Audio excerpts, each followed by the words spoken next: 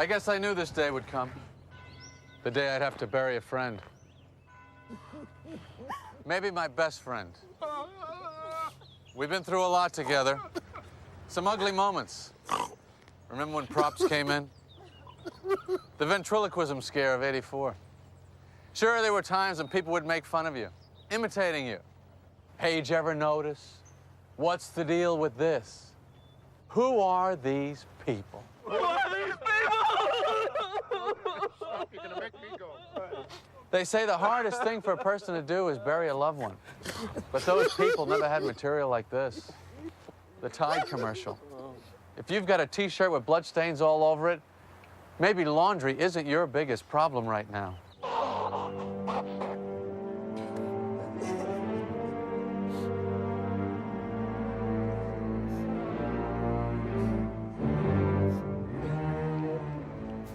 I don't understand it. He walks away from his show, he walks away from his act. Are you sure this kid is Jewish? No, he's Jewish. Don't ask me how I know. It's just such a waste. I mean, it all works. Is there any cake?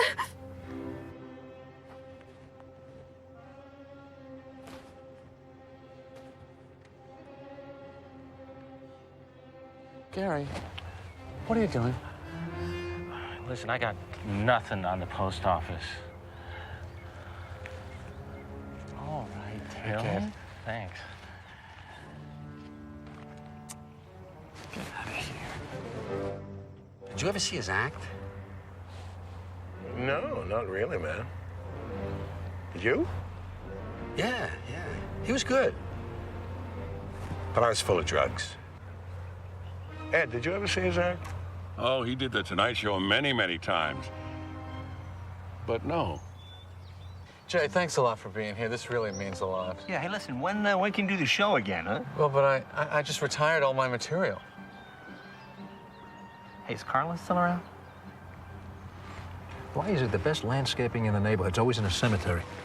Everybody's dead. That's funny. You gonna do that? Do what? A bit. Can I do that? Oh, that's not a bit. I'm just saying it. I'm gonna do that, okay? You can't do it. It's my bit. Come on. It's a bit. It's anybody's bit who does it. No, but I said it first. You know, come to think of it, I've been doing it for a while anyway. Jerry, Alan King would like to meet you in his territory. He'll guarantee security. Okay.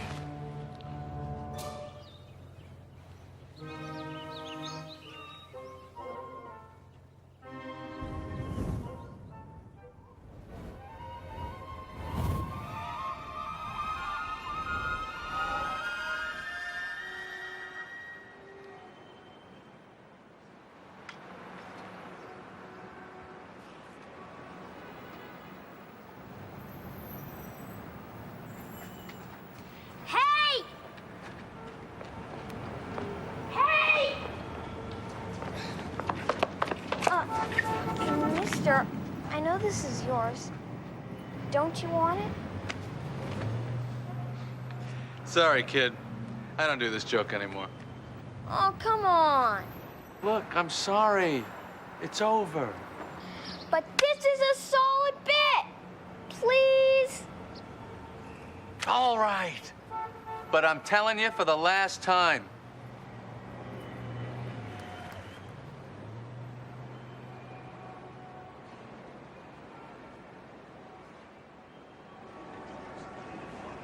Ladies and gentlemen, Jerry Seinfeld.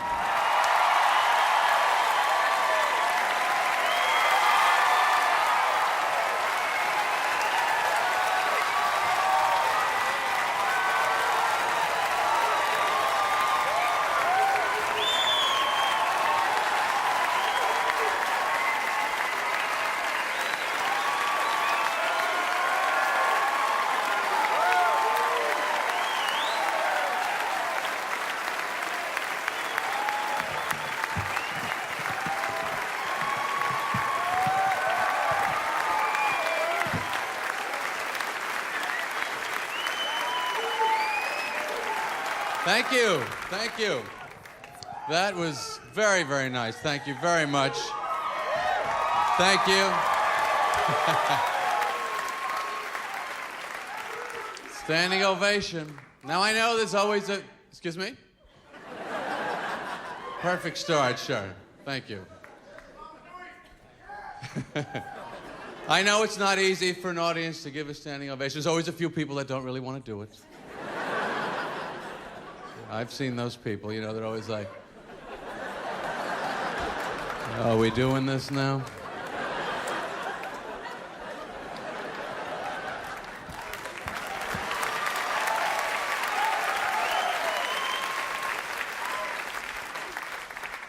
So anyway, I'm thrilled to be back here in New York. I love how certain things about New York never change. They're always constant. They're always there for you. The cabbies and the B.O. What is with the B.O. and these guys? How long are these shifts? Can't we get this man a 10-minute break for a shower? You're in the back. It's coming through the glass. You're just going, what in the world? And then I love when they put that cherry poppet stuff on the dashboard. So you get the cherry B.O. I don't know what that's supposed to be. Even fruit showers more often than this. The funny thing to me about being in these cabs is that when you're in Manhattan, for some reason, you don't get scared no matter how fast the guy goes. Well, you know, he's driving fast and recklessly, but well, he's a professional. He's got a cab driver's license. I can see it right there. I don't even know what it takes to get a cab driver's license. I think all you need is a face. This seems to be their big qualification. No blank heads are allowed driving cabs in this town. Also helps to have a name with like 8 consonants in a row. You ever see some of the letters in these names? What is the O with the line through it, by the way? What planet is that from? You need a chart of the elements if you want to report the guy. Yes, officer, his name was Amal, and then the symbol for boron. No, it was not manganese. I had the periodic chart with me at the time. But I love to travel. I love it whether it's a car or it's a plane. I like to get out there. I like to keep it moving. I love airports. Feel safe in airports, thanks to the high-caliber individuals we have working at X-Ray Security. How about this crack squad of savvy, motivated personnel? The way you want to set up your airport security is you want the short, heavy-set woman at the front with the skin-tight uniform. That's your first line of defense. You want those pants so tight the flap in front of the zipper has pulled itself open. You can see the metal tangs hanging on for dear life.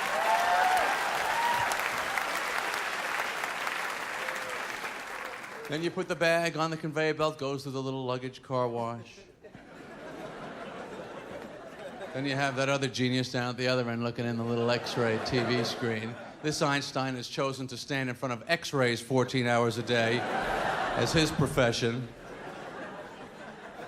Looking in that thing. I have looked in that TV screen. I cannot make out one object. He's standing there. What is that, a hairdryer with a scope on it? That looks okay. Keep it moving. Some sort of bowling ball candle. Yeah, I got no problem with that. Just, you know, we don't want to hold up the line.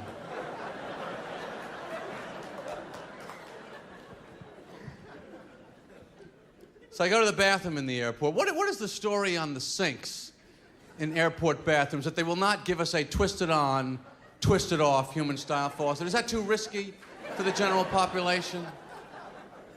Too dangerous? We better install the one-handed, spring-loaded, pain-in-the-ass Alcatraz-style faucets. You know those ones where you gotta go, hey, boy, I got a little water there. Oh, another couple drops. What is it that they think we would do with a faucet? Turn them all on full, run out into the parking lot, laughing, pushing each other into the bushes? Come on, the water's on, let's go. I turned it on full blast. You idiot, we're businessmen. We're gonna miss our plane. Who cares? Water! That's how they think we'll behave. Do the people that work in these little shops in the airport have any idea what the prices are every place else in the world? Yeah, $14 tuna sandwich. We think that's fair. That's what we charge in our country. And you get on the plane. Pilot, of course, always has to come on the PA system. This guy's so excited about being a pilot, he can't even stand himself. Well, I'm going to take it up to about 20,000. Then I'm going to make a left by Pittsburgh. Then I'm going to make a right by Chicago. Then I'm going to bring it down to 15,000. You know, it's giving you the whole route, all his moves. We're in the back going, yeah, fine, that's all. You know, just do whatever the hell you got to do. I don't know. Just end up where it says on the ticket, really, is our only concern.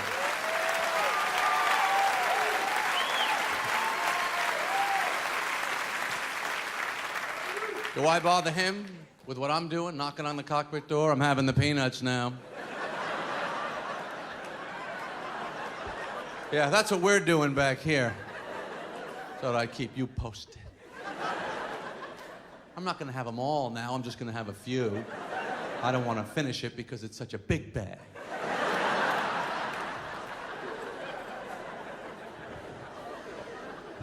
Then the stewardesses have to come out. They have to do their little emergency equipment show. You know, that thing they do. One of them reads it, the other one acts it out. Hey, we have seatbelts and oxygen masks. Things for you to use.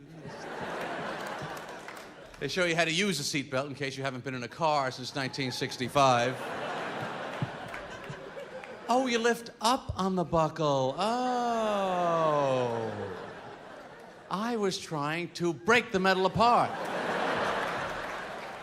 I thought that's how it works. I was going to try and tear the fabric part of the belt. I thought if I could just get it started.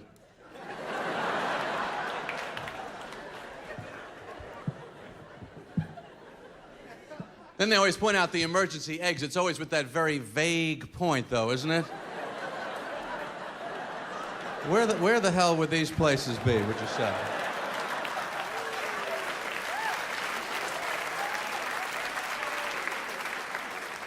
Plane's at a 90-degree angle, your hair is on fire, you're looking for this.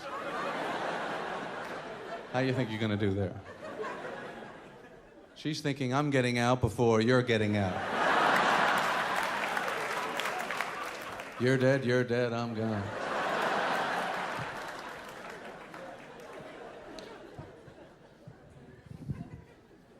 Then they always have to close that first class curtain, too. And they always give you that little look.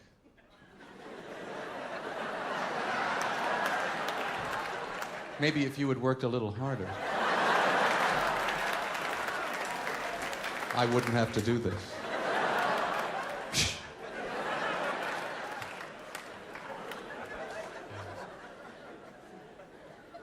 It's a whole tiny world on the airplane, isn't it? There's always that little tiny table there, a tiny computer, everyone's in a little cramped seat, tiny food, tiny utensils, tiny liquor bottles, tiny bathroom, tiny sink, tiny mirror, tiny faucets. So it's a small problem, gonna be a slight delay, we're gonna be a little late. I always go in the airplane bathroom. Even if I don't have to go, I gotta go in there. It's nice, it's like your own little apartment on the plane, isn't it? Go in there, lock the door, the light comes on after a second. It's like a little surprise party. But I'm always impressed with the amount of equipment that they have in that place. I mean, it's little, but they got the tissues, towels, closets, compartments, tiny slot for used razor blades. They always have that. Who is shaving on the plane? And shaving so much, they're using up razor blades? Is this what's happening? What is the Wolfman flying in there, for Christ's sakes? Who could shave that much? Arr.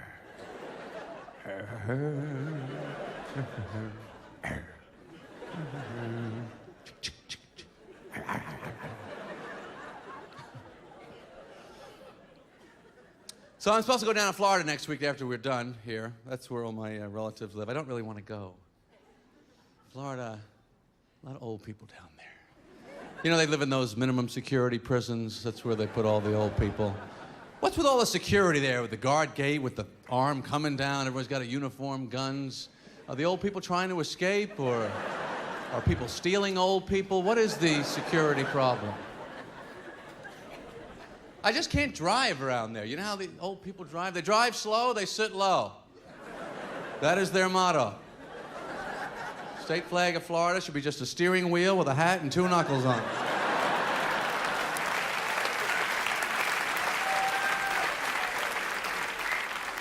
And that left turn signal on for when they left the house that morning. That's a legal turn in Florida. It's known as an eventual left. You can signal this week, turn any following year of your life. What is that age that old people reach where they decide when they back out of a driveway, they're not looking anymore? You know how they do that? They just go, well, I'm old, and I'm coming back.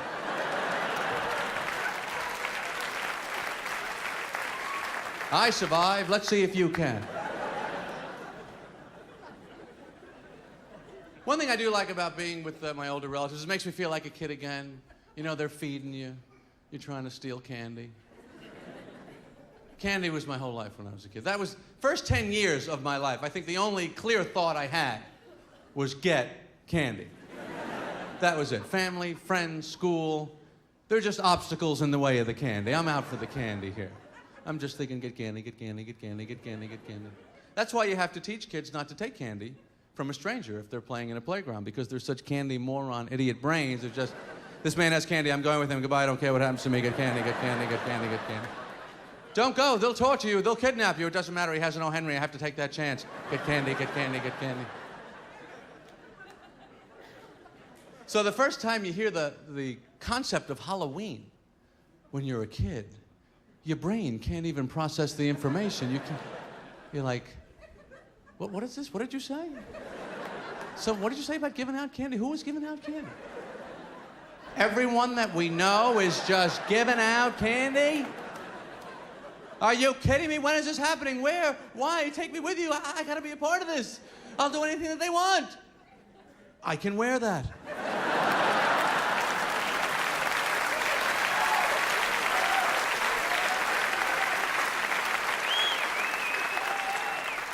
I'll wear anything I have to wear. I'll do anything I have to do to get the candy from those fools that are so stupidly giving it away. So the first couple of years, I made my own costumes, which of course suck. The ghost, the hobo, no good. Then finally, third year, begging the parents, got the Superman Halloween costume, not surprisingly. Cardboard box, cellophane top, mask included. Remember the rubber band on the back of that mask? That was a quality item there, wasn't it? That was good for about 10 seconds before it snapped out of that cheap little staple they put it in there with. You go to your first house, trick or snap, it broke, I don't believe it. Wait up, you guys, I gotta fix it. Hey, wait up! Wait up! That's what kids say, they don't say wait. They say, wait up! Hey, wait up! Because when you're little, your life is up, the future is up, everything you want is up. Wait up, hold up, shut up. Mom, I'll clean up, let me stay up. Parents, of course, are just the opposite. Everything is down, just calm down. Slow down. Come down here, sit down, put that down.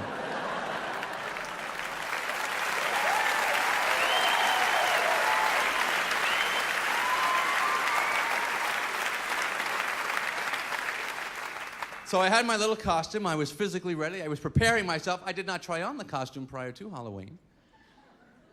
Do you remember this? This is an obscure one, but on the side of the box, I remember this on my Superman costume, it actually said, do not attempt to fly. They printed that as a warning because kids were putting it on and going off the roofs. You know.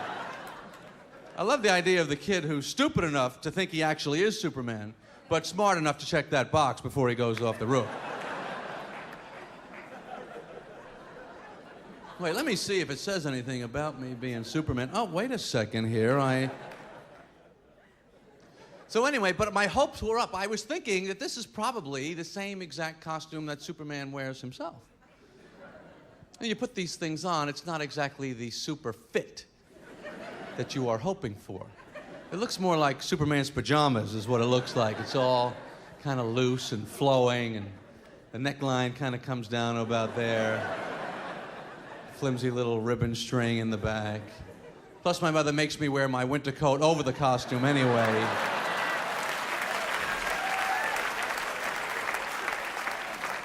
I don't recall Superman wearing a jacket. Not like I had cheap corduroy, phony fur. Boy, I'm Superman, but it's a little chilly out, and I'm glad I've got this cheap little 10-year-old kid's jacket. So I'm going out, I'm trick-or-treating, but the mask, the rubber band keeps breaking, it keeps getting shorter. I'm fixing it, it's getting tighter and tighter on my face. You know when it starts slicing into your eyeballs there, and you're trying to breathe through that little hole? It's getting all sweaty. I can't see, I can't breathe, we gotta keep going, we gotta get the candy. And a half hour into it, you just take that mask, oh, the hell with it! Bing bong, yeah, it's me, give me that candy. Yeah, I'm Superman, look at the pant legs, what do you care?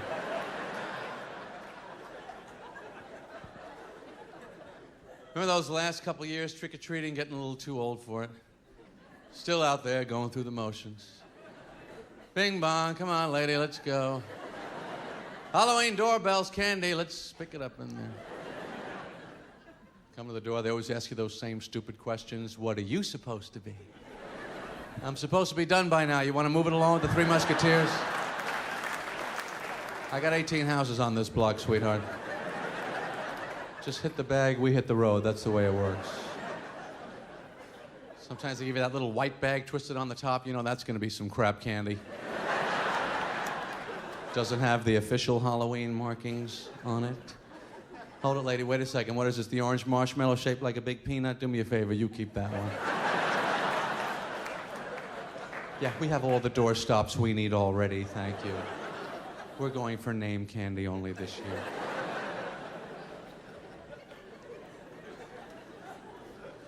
Food is so complicated as an adult, it's just, you see people in the supermarket, they're just sweating it out. Nobody knows, what do I eat? The protein, the carbs, the fat content. Oh my God, fat content.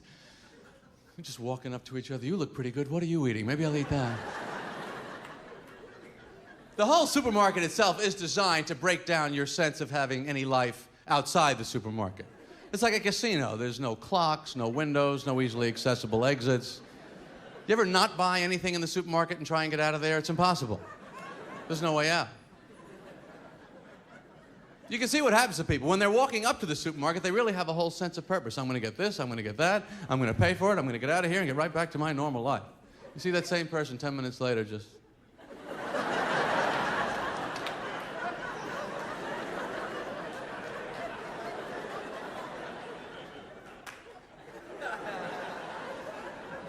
What aisle is this? Why did I come up here? Always noticing something new. Oh, they got them in mesquite flavor now. What is mesquite? Wonder if it's made from mosquitoes.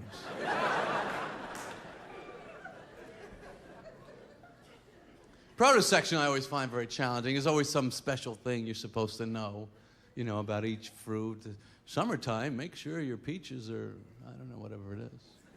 You gotta fake it, you know, I'm shaking stuff, holding it up to the light. Yeah, that's a good one. Sure glad I found that one. Cantaloupes, roll them down the aisle. See the way that's fading left? That one's not ready. I don't want that one. I'm very impressed with this seedless watermelon product that they have for us. They've done it. We now have seedless watermelon. Pretty amazing. What are they planting to grow the seedless watermelon, I wonder? The melons aren't humping, are they? They must be planting something. How does this work? And what kind of scientists do this type of work? I read a thing, it was 15 years in development. In the laboratories with, you know, gene splicing or whatever they do there, I don't know. I mean, other scientists working on AIDS, cancer, heart disease, these guys are going, no, I'm going to devote myself to melon. I think that's much more important. Sure, thousands are dying needlessly, but that's got to stop.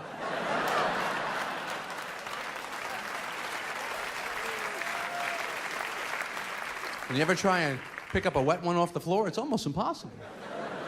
I really think we should devote the money to these studies. Milk is a big problem for people in the supermarket. They're never quite sure if they have it, if they need it. They bury it way in the back in the supermarket. You got to find it. You got to hack your way through all the displays. Well, there it is. There's the milk. Do we have any milk? People are never really sure if they have milk. You think you have milk? We might have milk. I know there's a carton in there. I don't know how much is in it. Well, what should we do? Because you want to be sure. There's nothing worse than thinking you have milk and not having it. You know, you got the bowl set up, the cereal, the spoon, the napkin, the TV, the newspaper, everything's ready to go. You go to lift up the carton and it's too light. Ah! Oh no! Too light. Or sometimes you think you need milk. Hey, we better pick up some milk. Like many of you are thinking right now. You know, he's right. Maybe we should pick up some milk. So you'll pick up some milk on the way home. And then you'll discover you already had milk. And now you got way too much milk. That's no good either. Now it's a race against the clock with the expiration date. That freaky thing. Now you're eating giant punch bowls of cereal 3 meals a day. You're washing your face with milk. Bringing cats in from all over the neighborhood. Hurry up and drink it! Come on, it's almost time! Get back over here, yeah. How do they know that that is the definite exact day?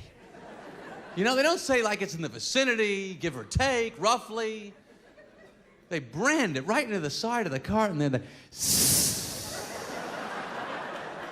That's your goddamn day right there.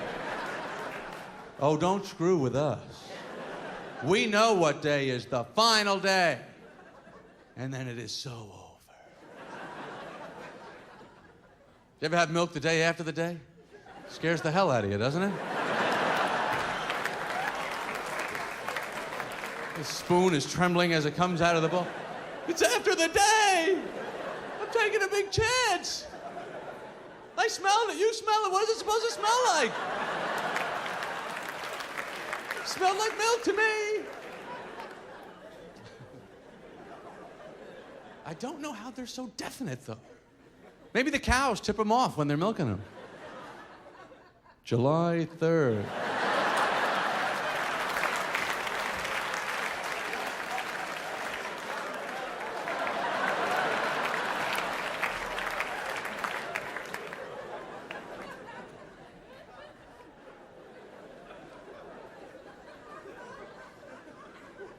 To me, the only thing tougher than the supermarket is the drugstore. The drugstore is really challenging because you have no idea what they're talking about. You know, you're just looking at ingredients. I had a cold a couple weeks ago.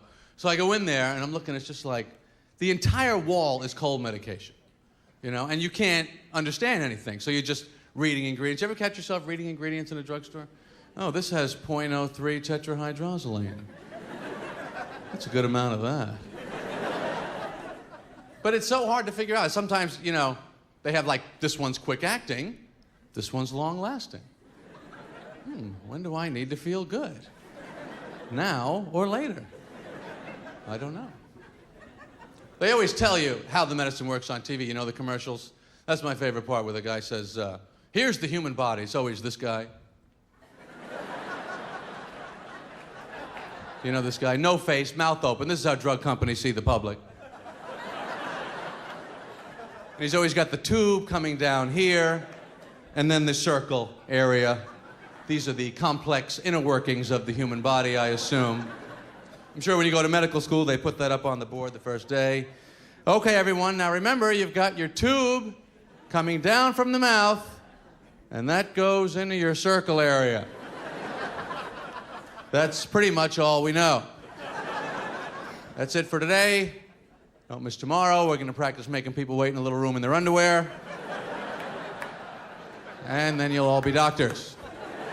That's all there is to it. Then they have to show you the pain. You know that part where they say, here's where you hurt. Pain is usually represented by some sort of lightning attacking the guy. Glowing redness is popular.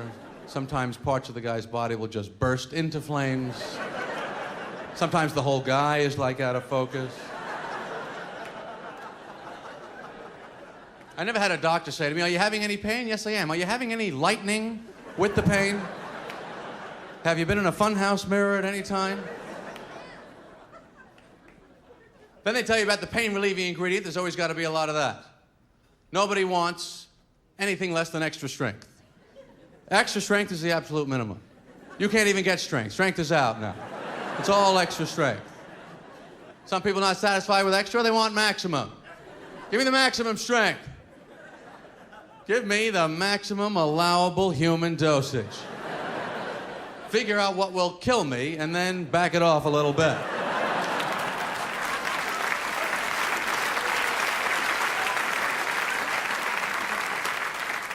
And why does that pharmacist have to be 2.5 feet higher than everybody else? Who the hell is this guy? Clear out, everybody. I'm working with pills up here.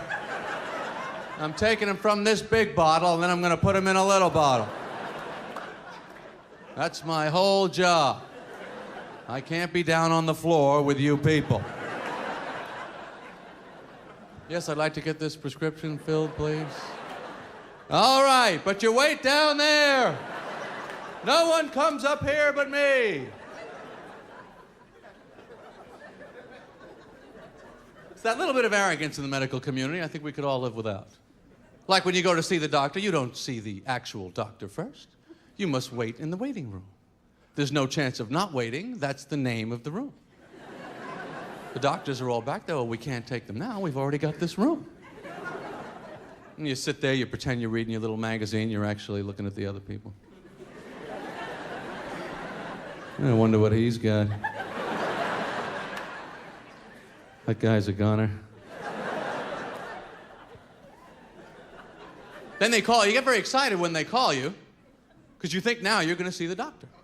But you're not. Now you're going into the next smaller waiting room. Now you don't even have your magazine. Now you got your pants around your ankles. You're sitting on that butcher paper they pull out over the table. Sometimes I bring a pickle with me and I put it next to me right there on the table.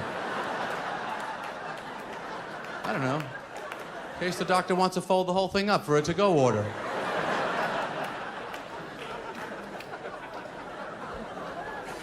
Get your pants off and get in there and I will tell you what I think.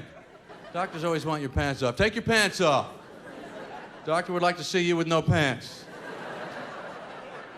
Just get them off. It's my head. I said take your pants off.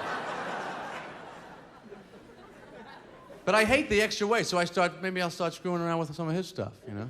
Maybe I'll turn that thing up a little bit. Whatever the hell that does.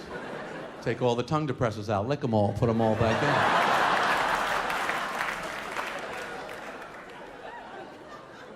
Yeah, two can play at this waiting game. Just once I'd like to say to the doctor, "You know what? I'm not ready for you yet. Why don't you go back in your little office? I'll be in a minute. And get your pants off. Then we'll see what's what." Why does the doctor need that little office for anyway? You know, his books, little stupid aquarium there. I guess he doesn't want people to see him looking stuff up. What the hell was that? Jesus Christ. That was kind of gross. That wasn't the tube or the circle.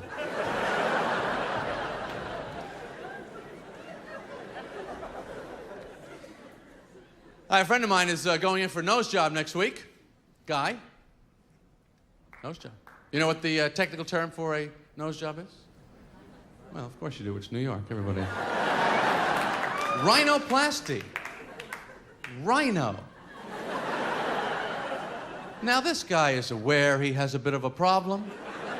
He's obviously sensitive about it. That's why he made the appointment. Do we need to compare him to a rhinoceros? When you go for a hair transplant, they don't say, "We're going to perform a cuballectomy on you, Mr. Johnson. We feel the chromodomia has advanced to a level we term skinheadia." These are all medical terms that you don't need to understand. Of course, everybody wants to look their best. We're all out there. Everybody wants to look good. Guys, gals, sexuality. I am a single guy, by the way. There are no other guys attached to me. Thank you very much. Thank you. I love you too. But I do feel the need to see other people.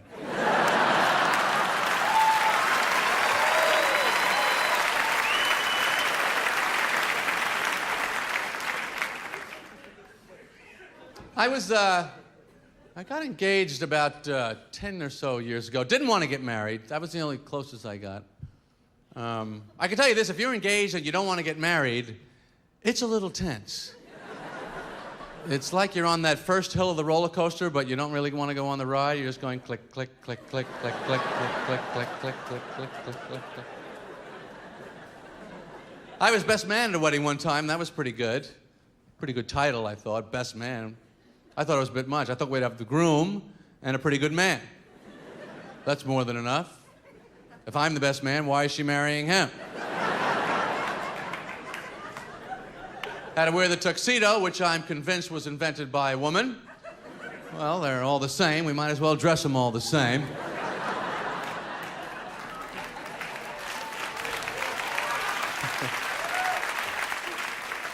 The tuxedo also functions as a wedding safety device for the bride. In case the groom chickens out, everybody could just take one step over and the ceremony continues. That's why they don't say, do you take Dave Williams to be your lawfully wedded husband? They say, do you take this man? But men and women will never understand each other. We all know that. It's just not going to happen. Just forget it. I know I will not understand women. I know I will never be able to understand how a woman could take boiling hot wax, pour it on her upper thighs, rip the hair out by the root, and still be afraid of a spider.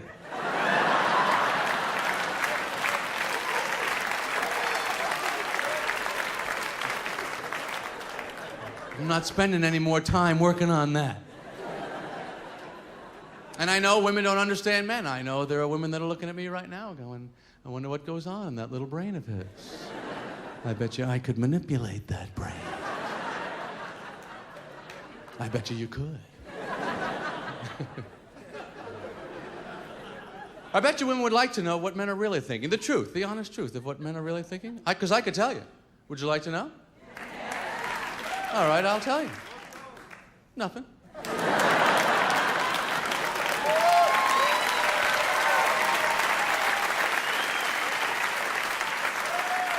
We're not thinking anything. We're just walking around, looking around. This is the only natural inclination of man, to just kind of check stuff out. We work because they force us to, but other than that, this is the really only thing we want to do. We like women, we want women, but that's pretty much as far as we've thought. That's why we're honking car horns, yelling from construction sites. These are the best ideas we've had so far.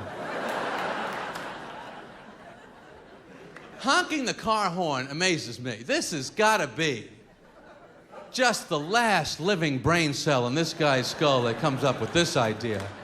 I don't understand. It's so awful. She's on the street. He's in the car. Beep, beep.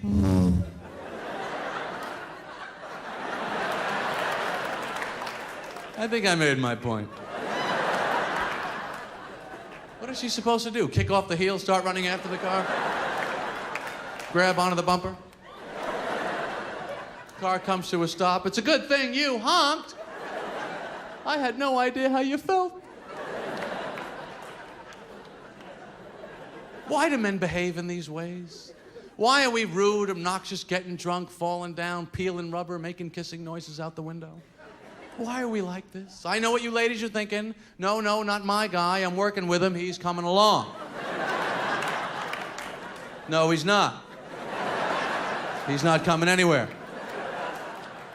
We men know, no matter how poorly we behave, it seems we will somehow end up with women anyway.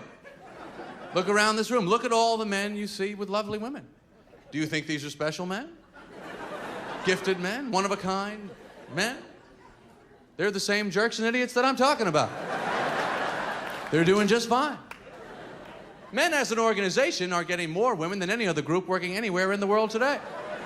Wherever women are, we have men looking into the situation right now. We explored the earth looking for women, even went to the moon just to see if there was any women there.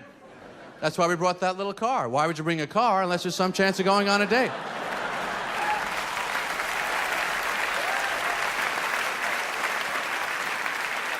What the hell were they doing with a car on the goddamn moon? You're on the moon already! Isn't that far enough? There is no more male idea in the history of the universe than why don't we fly up to the moon and drive around? That is the essence of male thinking right there. See, because all men kind of think of themselves as like low-level superheroes in their own world. I'm not even supposed to be telling you this. But when men are growing up and they're reading about Batman, Spider-Man, Superman, these aren't fantasies. These are options. This is the deep inner secret truth of the male mind. I'll give you a perfect example of what I'm talking about. Did you ever see a guy out on the highway moving a mattress tied to the roof of the car? Without fail, he's got the arm out the window holding the mattress.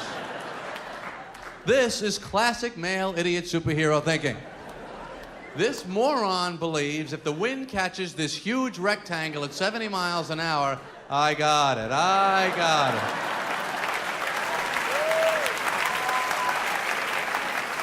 Don't worry about it. I'm using my arm.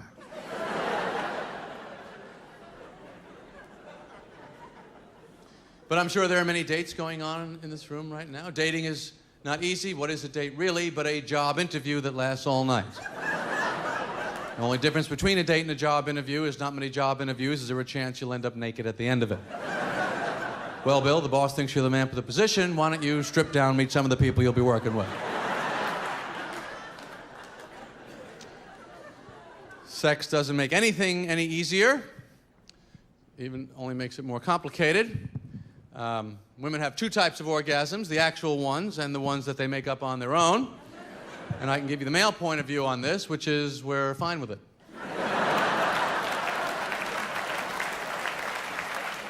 You do whatever the hell it is you gotta do. To a man, sex is like a car accident anyway, and determining a female orgasm is like being asked, what did you see after the car went out of control? Well, I remember I heard a lot of screeching noises. I was facing the wrong way at one point, and in the end, my body was thrown clear.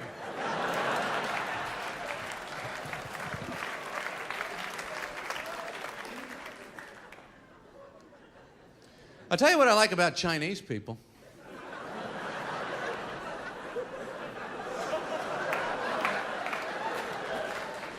They're hanging in there with the chopsticks, aren't they?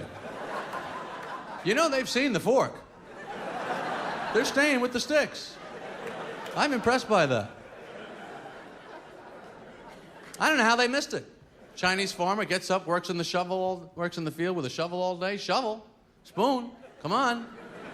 There it is. You're not plowing 40 acres with a couple of pool cues.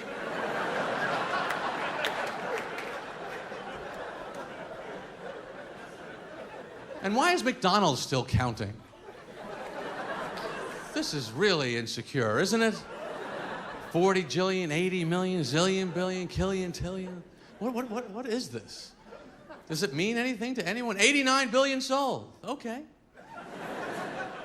I'll have one. I would love to meet the chairman of the board of McDonald's, just say to him, look, we all get it. You've sold a lot of hamburgers, whatever the hell the number is. Just put up a sign, McDonald's, we're doing very well. I don't need to hear about every goddamn one of them. What is their ultimate goal? To have cows just surrendering voluntarily or something? Showing up at the door, we like to turn ourselves in, we see the sign. We realize we have very little chance out there.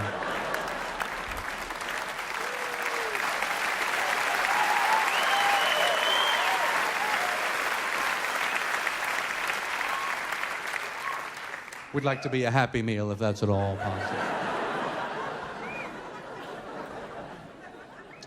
I was in London about a month ago. The World Cup was going on. I enjoy any sporting event where nations get involved. I find that the most exciting. The Olympics is really my favorite sporting event, although I think I have a problem with that silver medal. I think if I was an Olympic athlete, I would rather come in last than win the silver. If you think about it. You know, you win the gold, you feel good.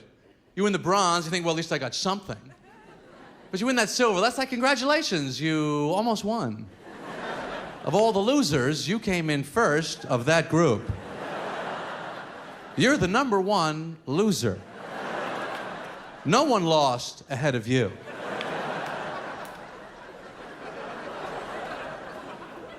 And they don't lose by much. You know, these short races, 300ths of a second, 200ths of a second. I don't know how they live with that the rest of their lives, because you got to tell the story. Everyone wants to hear the story. Wow, congratulations, silver medal. Did you trip? Did you not hear the gun go off? Tell us what happened. It's 100th of a second. People say, what was the difference in the margin there? What was it? Well, it was like from now. It was like from now to now, now to now, now to now, now to now, now. That was it. It was, oh. I trained, I worked out, I exercised my entire life. I never had a date, I never had a drink, I never had a beer. I was doing push-ups since I was a fetus. I flew halfway around the world. Everybody I knew in my whole life was there. The guy shot out the gun, and then, oh.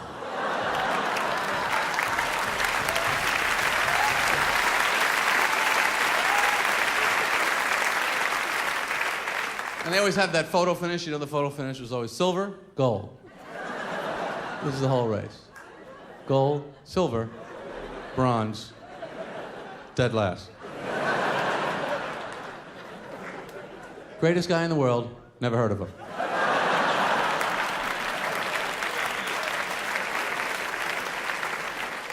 But, you know, guys gotta be thinking, if I had a pimple, I would have won. So many events of the Olympics don't make sense to me. I don't understand their connection to any reality. Like in the Winter Olympics, they have that biathlon. You know that one that combines cross-country skiing with shooting a gun? How many alpine snipers are into this? But ski, shoot a gun, ski, bang, bang, bang. To me, it's like combining swimming and strangle a guy. Why don't we have that? That makes absolutely as much sense to me. Just put people in the pool at the end of each lane for the swimmers.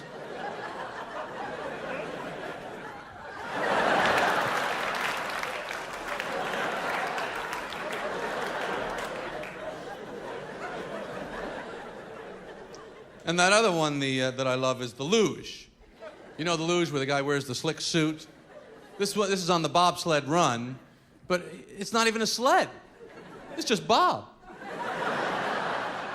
It's just a human being hanging on for their life. This is the whole sport. Just, oh, he pointed his toes. Oh, this guy's a tremendous athlete.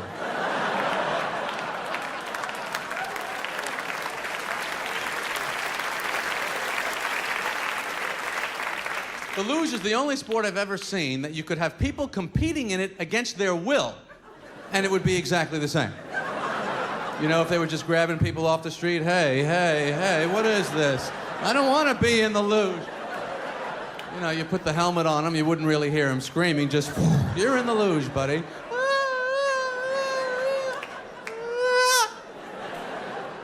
World record. Didn't even want to do it. I want to see that event next year, the involuntary luge.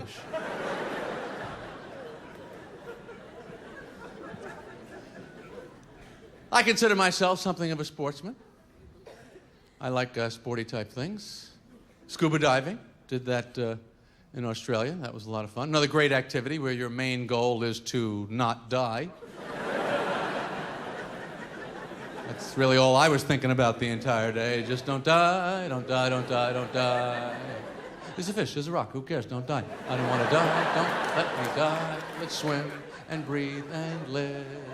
Because living is good and dying not as good. So I go with this guy, Mr. Scuba Guy. Takes me to the store, makes sure I buy everything I need. I had the waterproof wallet I got now. Nylon in case we run into a sea turtle that can break a 50.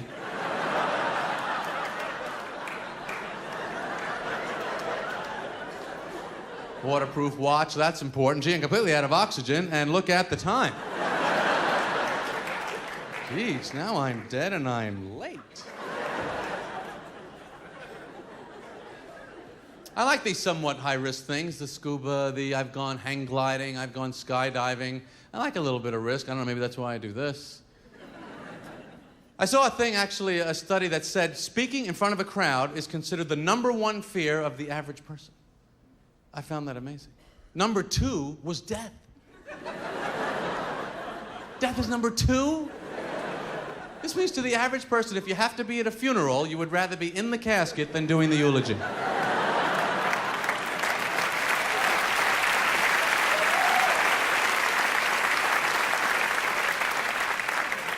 Skydiving was definitely the scariest thing I've ever done. Let me ask you this question in regards to the skydiving. What is the point of the helmet in the skydiving? I mean, can you kind of make it? You jump out of that plane, that chute doesn't open, the helmet is now wearing you for protection. Later on, the helmet's talking with the other helmets, going, it's a good thing he was there, or I would have hit the ground directly. You never jump out of a plane unless you got a human being strapped underneath you. That's basic safety. There are many things that we could point to as proof that the human being is not smart. The helmet is my personal favorite. The fact that we had to invent the helmet. Now, why did we invent the helmet? Well, because we were participating in many activities that were cracking our heads. We looked at the situation.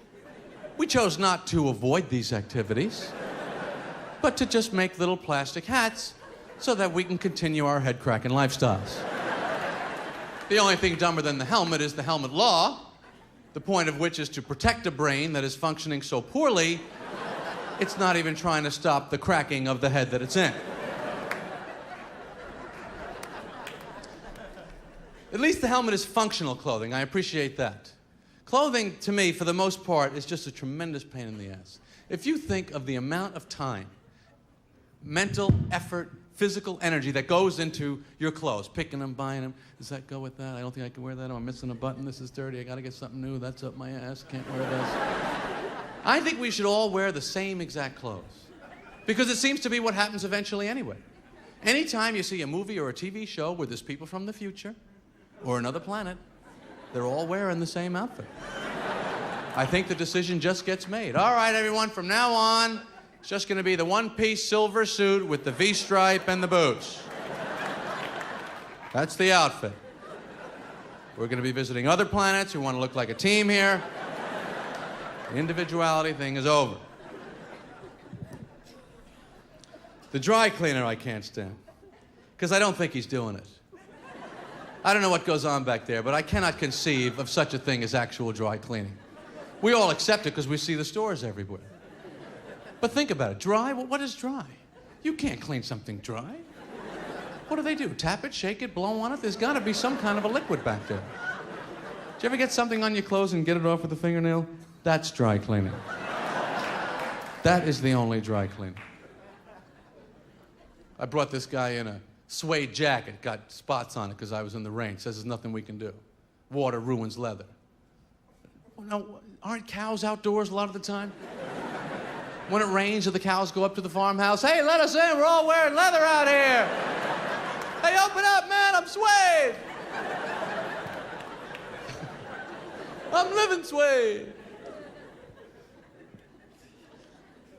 Dry clean only is definitely the only warning label that human beings actually respect. You know, they'll look at cigarettes, this will give you cancer, kill you, kids, everything. Ah, screw it. I'll do whatever the hell I want. Don't drink this medicine and operate heavy machinery. Oh, glug, glug, glug, glug. Who cares? That's for people that don't know what the hell they're doing. I'm a pro.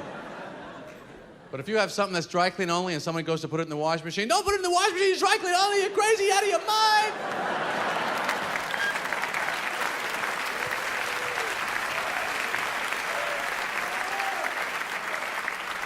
It is amazing what people will believe. I mean, I watch these infomercials late at night. If it gets late enough, the products start to look good to me. I have actually found myself sitting there thinking, you know, I don't think I have a knife that can cut through a shoe. I don't think any of my knives are good enough to cut through shoes. I'm gonna get this knife and cut my shoes up. That seems pretty good. I think the dumbest thing you can think late at night is, I'm gonna get this thing and get in shape. It's like 3 in the morning, you got potato chip crumbs on your shirt there. You got one eye open, one sock hanging off of the foot. You go, yeah, I'm gonna start working out with this thing. I'm gonna order this thing. This is all I need to get in shape. This is a fantastic device.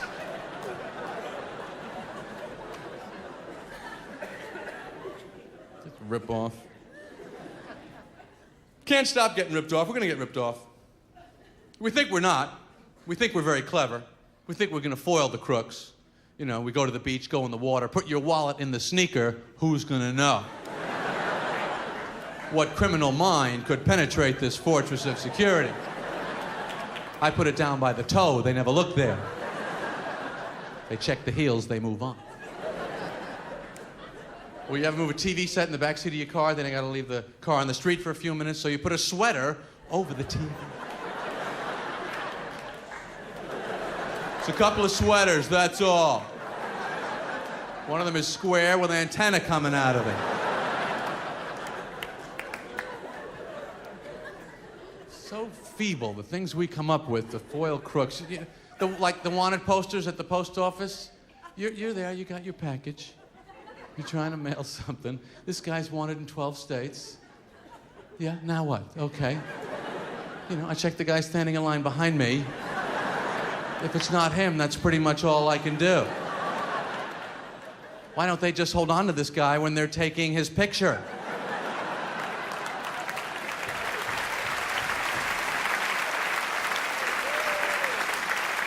The guy's there with you. Come out from behind the camera, grab him! No, we don't do that. We take their picture, we let them go. That's how we get the front and side shot. The front is his face, the side is him leaving. Why don't they put the pictures of the criminals on the postage stamps? Let the postman look for him. He's out there walking around all day. He's got the uniform on. Can't he do something? Oh, we got another letter for you here, Mr. Johnson.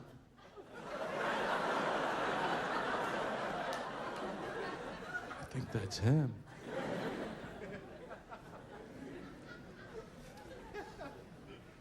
So we really did have a good time on, this is the end of a long tour, and when you're on the road, you always have to do whatever anyone suggests that day, because you have nothing to do, and you have no ideas. So you do whatever anyone suggests. So a couple weeks ago, we go to the track. I did that a couple of times in my life. Betting on the horses. You can't possibly win. I don't even understand what we're betting on. I mean, do the horses know that it's a race? Are they aware? Well, what is going on here? After the race, with the horses walking back to the stable, I was third, I was first, I was ninth. I think they're thinking, oat bag, I get my oat bag now. Oat bag time. I got a bet on this idiot? I mean, I'm sure the horses have some idea that the jockey is in a big hurry. I mean, he's on him, he's hitting him with the thing, he's going, come on, this is obviously, he's in a hurry, the jockey's in a hurry. But the horse must get to the end and go, we were just here, what was the point of that?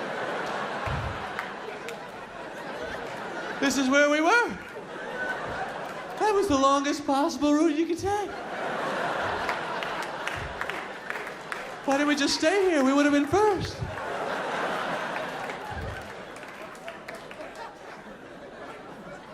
I'll tell you one thing the horses definitely do not know. They do not know if you should accidentally trip and break your leg at any point during the race, we blow your brains out. I think they're missing that little tidbit of information. I think if they knew that, you'd see some mighty careful stepping coming down that home stretch. Take it easy, take it easy. You win, I'll place, whatever. The important thing is your health.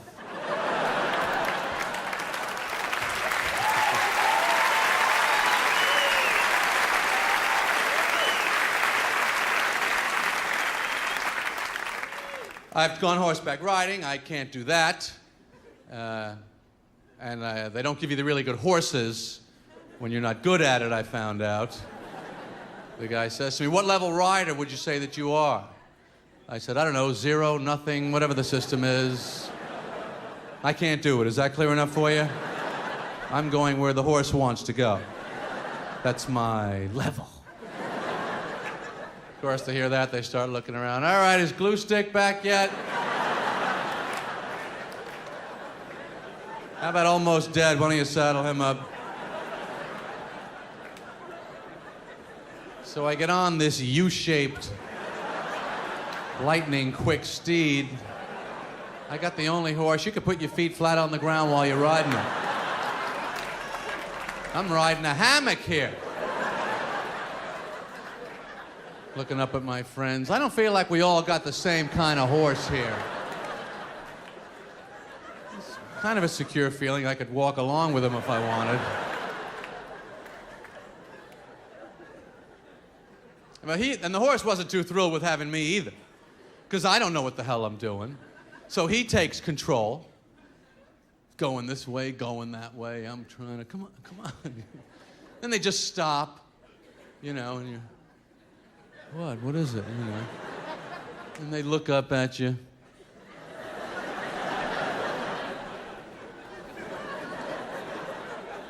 Chill out, Hopalong, I know the trail. Yeah, I'm here every goddamn day, okay? And I really appreciate the kicking while I'm taking a leak, too. Yeah, thanks a lot. That really improves the already wonderful life that I have. People either sitting on me or kicking me while I'm peeing. I'm living in a paradise here at the ranch. I get out of a car that has 300 horsepower so I can sit on an animal that has 1. Why do we even use the term horsepower? Is that to further humiliate horses? The space shuttle rockets have 20 million horsepower. Is there any point in still comparing it to the horses, or any chance of going back to using rockets with horses, trying to keep track of how many we're going to need? Hey, horses, a rocket engine's broke down. Can you get 20 million friends together really fast? 20 million, that's a lot.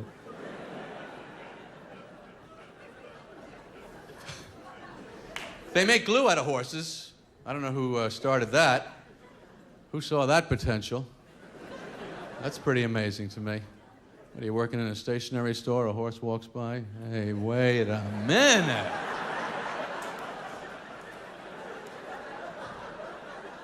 I think he could be glue. How do we pick out the really sticky ones? You leave that to me. What about that one over there? He's weaving around. He looks like he's out of his mind. He'll be crazy glue.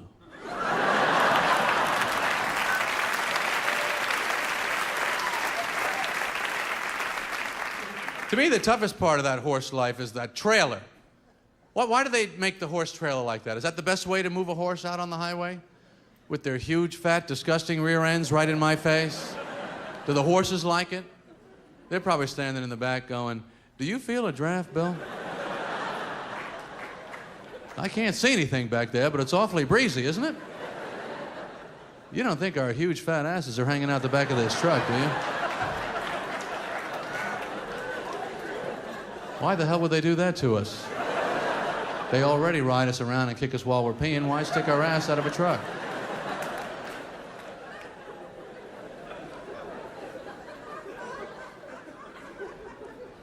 But I have fully adjusted to the road. I like hotels. I enjoy tiny soap. I pretend that it's normal soap and my muscles are huge.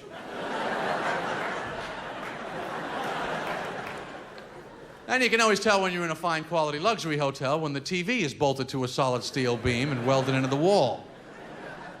Is this a big problem in the hotel business? People coming up to the desk, I'd like to check out.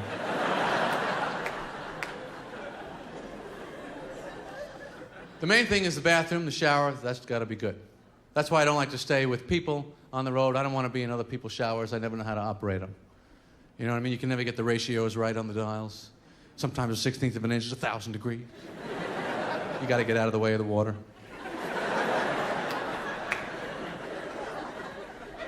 There's always that little hair stuck on the wall, too. And you want to get rid of it, but you don't want to touch it. I don't know how it got up that high in the first place. Maybe it's got a life of its own. So you got to aim the shower head at the hair.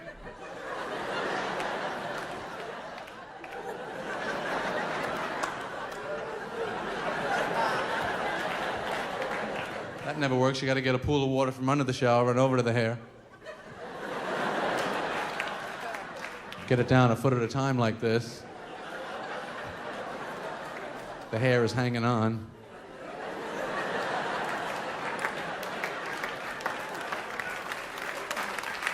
But we have to fight these battles. We're all alone in the bathroom. Whatever goes wrong, you have to handle it. You ever go to a big party, go in the bathroom, flush the toilet, and the water starts coming up? This is the most frightening moment in the life of a human being. You'll do anything to stop this.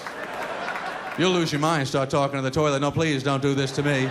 No, come on, you know this is not my responsibility. I didn't make this happen. I'll get you the blue thing, the man in the boat. Just let me off the hook this one time. Thank you very much. You've been a wonderful audience. Thank you for coming.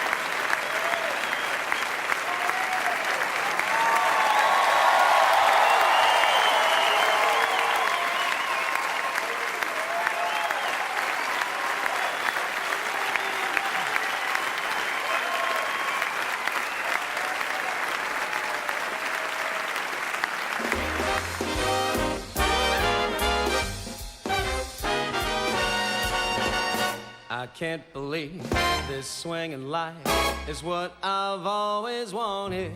I forgot all of that when you walked through the door.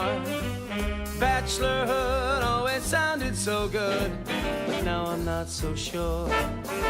Suddenly, I'm not so free for the latest femme du jour. You can't believe swinging life is what I've always wanted. And you doubt the fact that I really wanted more. I'll get my hand, give a hand to the band, and baby, I think you'll find that I just left this swinging life behind.